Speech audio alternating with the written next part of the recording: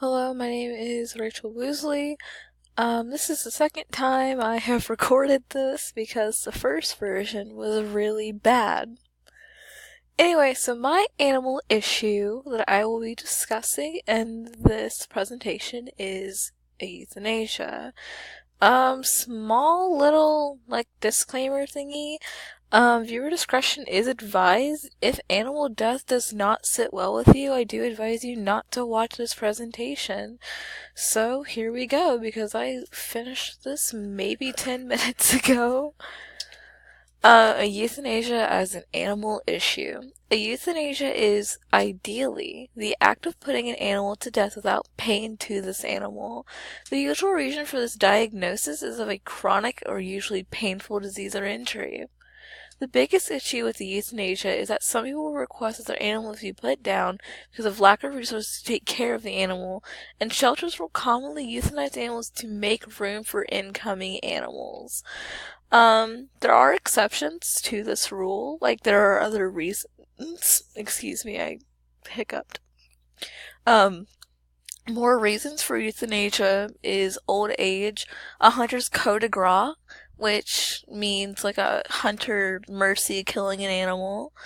Behavioral issues, like if a dog is too aggressive, the animal will be required to put down, or as Britain says it, destroyed.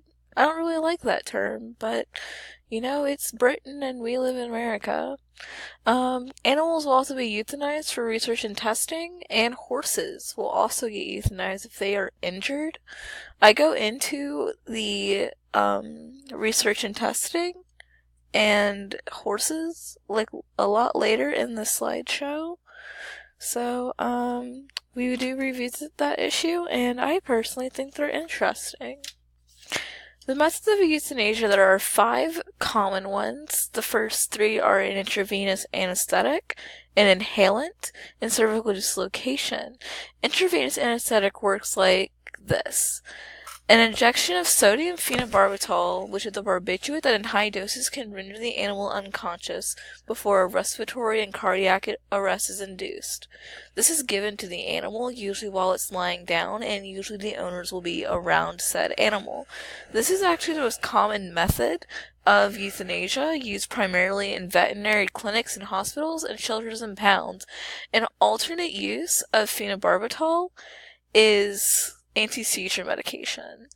Another euthanasia drug that they will use is tributamine, I think it's pronounced, and ketamine, I think it's also pronounced. They'll mix them together, and I think they add phenytoin to it, which is another anticonvulsant.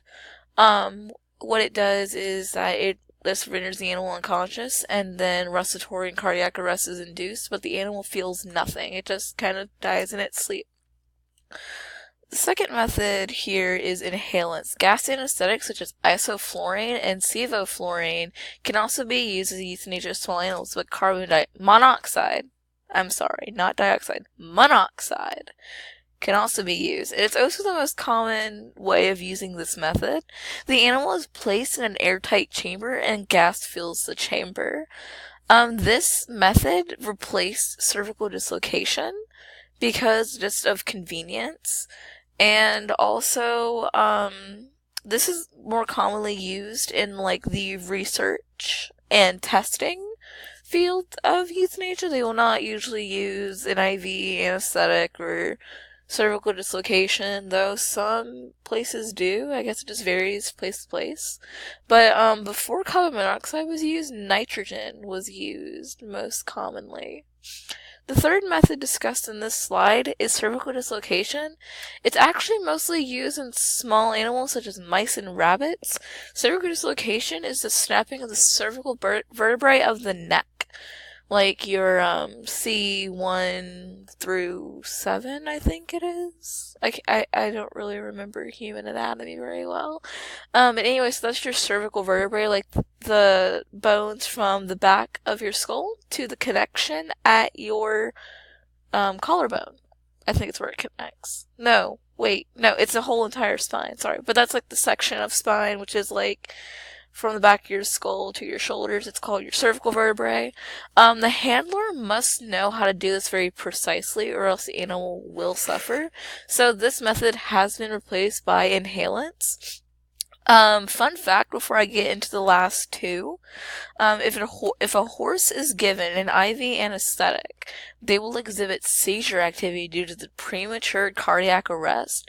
If the horse is sedated, this is actually avoided. Yeah, that's how you pronounce that word. The fourth issue that I discuss is firearms. Firearms can be used to put down an animal, but it's mostly used in larger animals like horses, deer, and cattle. The bullet is aimed straight through the brain, specifically the medulla oblongata, and it results in an instant and painless death. Another way to use a firearm as a euthanasia is a captive bolt gun.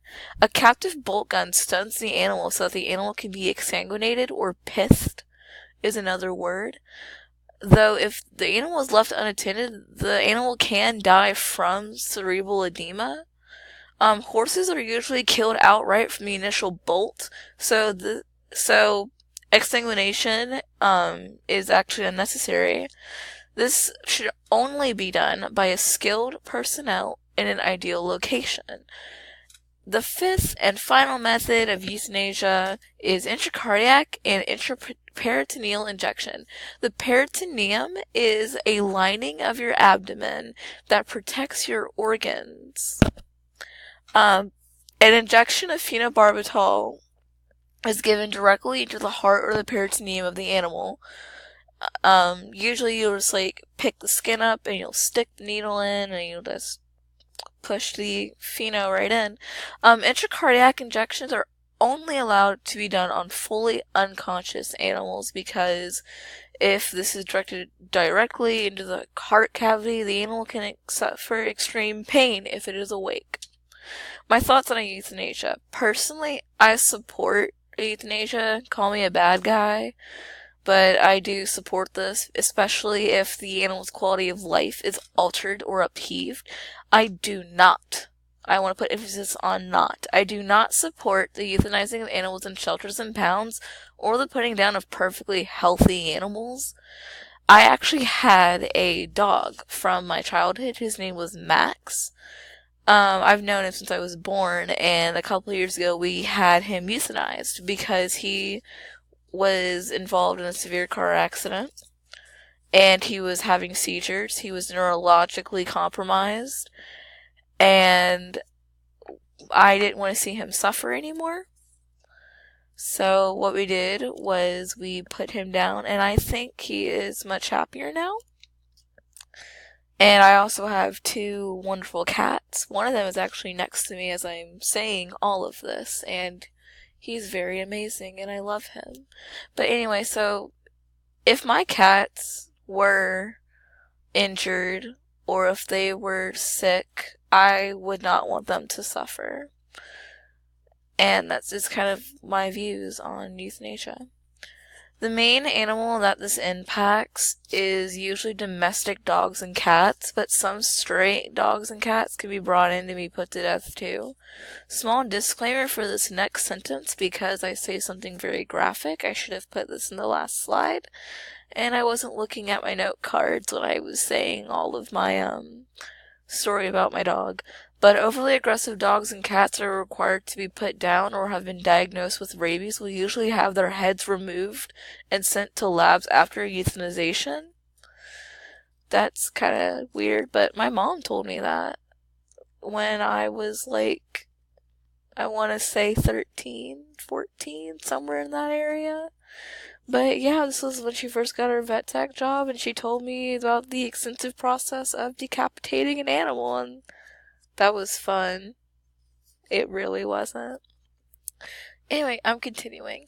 Horses that have been injured or deemed as lame, which basically means they cannot walk or run, and they will commonly be euthanized. This actually mostly happens to racehorses, because racehorses are what's getting you money, and their entire life is based on their running, and if they can't do that anymore or have been injured, they will just be put down.